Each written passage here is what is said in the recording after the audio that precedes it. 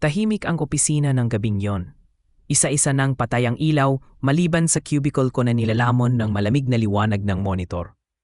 Kunwari nagtatrabaho pero ang totoo, nakatulala lang ako, nakikipagbuno sa isip na ayaw tumahimik. Sa bawat segundo, mas lumilinaw ang tanong na pilit kong iniiwasan. Paano kung ang gusto ko ay taliwas sa tama? Tumating ka sa buhay ko ng walang paunang babala.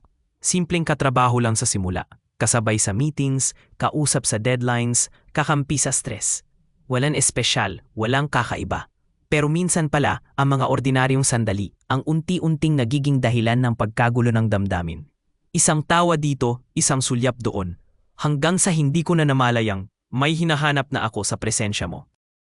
Alam ko ang mga limitasyon. Alam ko kung saan dapat huminto.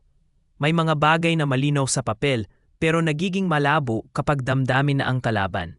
Sa bawat pagkakataong magkalapit tayo, mas lalo kong nararamdaman ang bigat ng konsensya. At kasabay noon, ang pag-usbong ng gusto kong pilitin pigilan. Isang gabi, nag-overtime tayo pareho. Tahimik ang paligid, tanging tunog ng aircon at keyboard ang kasama.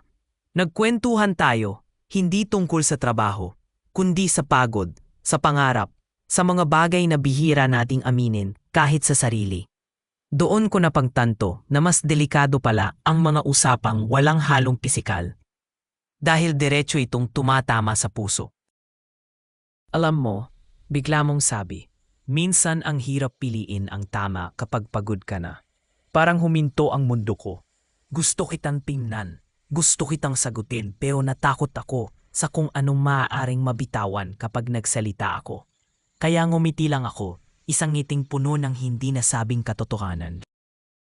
Pag-uwi ko, hindi ako agad nakatulog.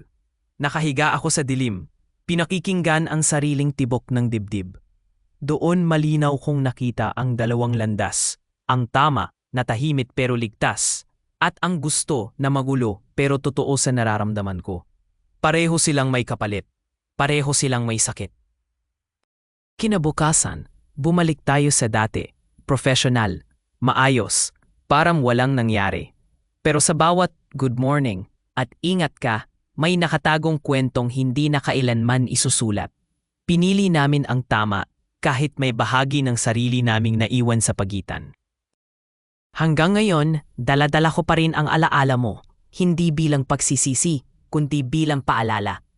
Na minsan ang tunay na tapang ay hindi ang sundin ang gusto, kundi ang piliing manatiling tahimik para hindi masira ang lahat. Dahil sa pagitan ng tama at gusto, may mga kwentong mas